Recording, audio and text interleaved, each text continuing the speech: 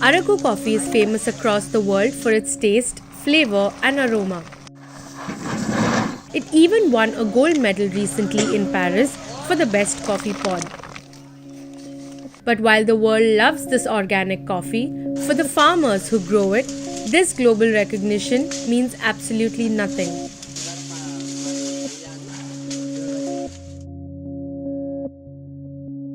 ఇప్పుడు ఉన్న పరిస్థితిని బట్టి చూస్తే మాకు పెట్టుబడి ఎక్కువ దీనికి కటింగ్ చేయించడానికి, వీటి చేయించడానికి, ఆ పళ్ళు సేకరించడానికి, మళ్ళీ దీనికి ఆరబెట్టడానికి ఇవన్నీ మొత్తం దీనికి టైం తీసుకుంటుంది. కాకపోతే దీంట్లో మాకు రాబడి ఎందుకో తక్కువ వస్తుంది. అయితే తగిన అటువంటి గిట్టుబాటు ధర కూడా లేని మూలంగా ఇట్లా వస్తుంది అనమాట. Andhra Pradesh's tribal region is home to over 93,000 farmers who grow organic Araku coffee. There are more than 1.5 lakh acres of coffee plantations here, producing nearly 10,000 metric tons of coffee every year. While the investment into cultivating coffee each season runs into a few lakhs for each farmer, they are hardly left with a few thousands after bearing the cost of labor.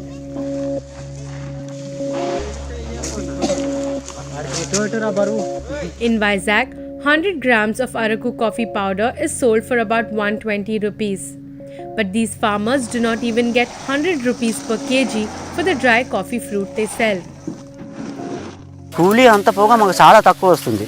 అంతే కష్టానికి ఏమాత్రం కాకుండా కొద్దిగా ఒక 3-4 వేలు ఇప్పుడు వచ్చిందనుకో, ఎకరానికి మాకు సుమారు ఒక 30,000 రూపాయలు వచ్చిందనుకోండి.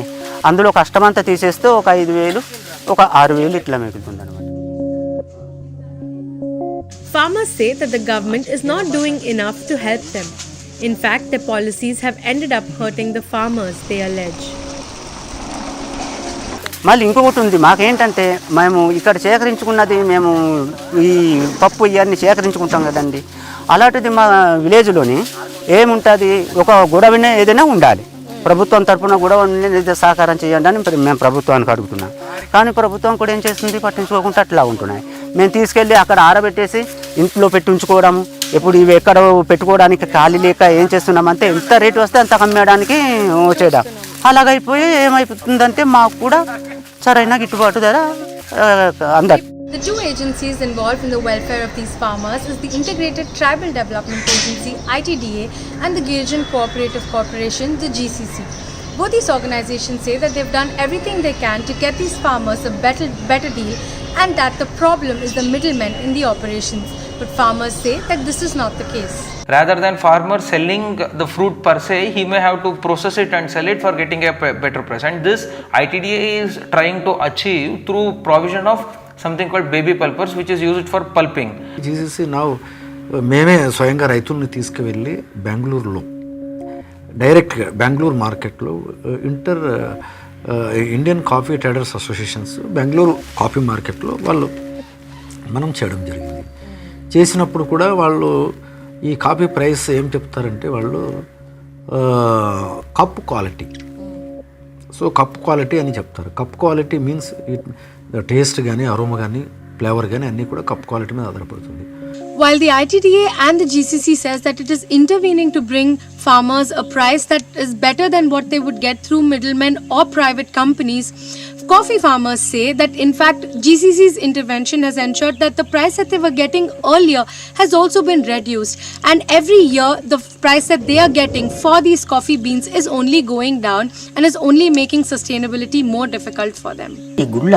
ఈ గుళ్ళ ఇది మరి 110-120 కూడా వెళ్ళింది. ఇది ఎప్పుడు డీసీసీ కొనుగోలు చేశారో దాని మూలంగా మరి ఏటు మాకంటే తెలియదు కానీ తగ్గింది. వారి దాని మీదకి ప్రైవేటు చౌకళ్ళు కూడా ఎక్కువ రేటు వచ్చి కొనేవాళ్ళు లేరు, ముందుకు వచ్చేవాళ్ళు. అంటే డీసీసీ రేటు పెట్టిన తర్వాత ఇంకా రేటు పెంచారు.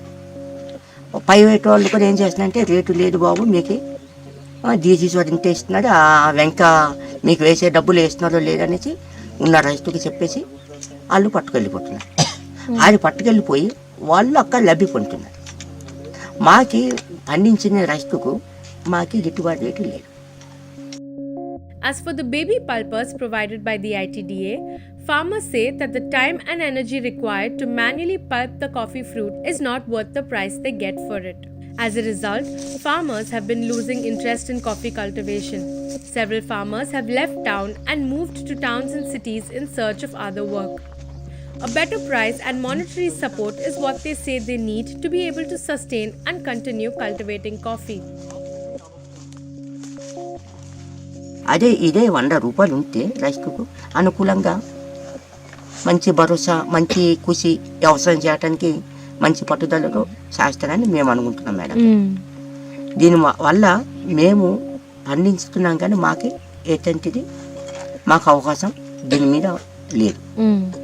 ఇదేం చేసినట్టే ప్రైవేట్ బోకాళ్ళు మాత్రం లబ్ధి పొందుతున్నాయి.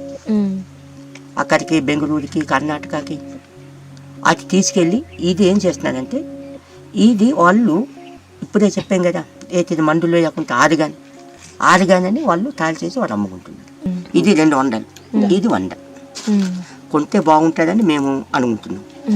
అప్పుడే రైతు మంచి రేటుగా మరి పొందే అవకాశం ఉంటుందని మేము అనుకుంటున్నాం మేడం. ప్రభుత్వం ఏంటంటే దీని ద్వారా మాకు లోన్లు అందించిన ఆ లోన్లు కొంచెం పెట్టుబడి పెడుతూ దాంట్లో వచ్చిన ఆదాయం నుండి మేము అట్లా కడుతుంటాము. అలా కట్టినట్లయితే ప్రభుత్వం ఆ విధంగా సహకారం చేసినట్టయితే రైతు కూడా ఇక్కడ మేము కూడా కొంచెం దీని మీద ఆదాయం పొందడానికి కూడా బాగుంటుంది. The ITDA says that it is in the process of understanding the credit needs of the farmer and the reasons and purposes for which they are taking loans. We are planning to send a proposal to the government to come up with the coffee loans to link it to some institution. ఇది ఇప్పుడు ఇక్కడ మంచి coffee award వచ్చిందంటే ఆ area coffee మంచిదని మరి ప్రభుత్వం గుర్తించి మంచి రేటు కొనాలి మేడం గారు.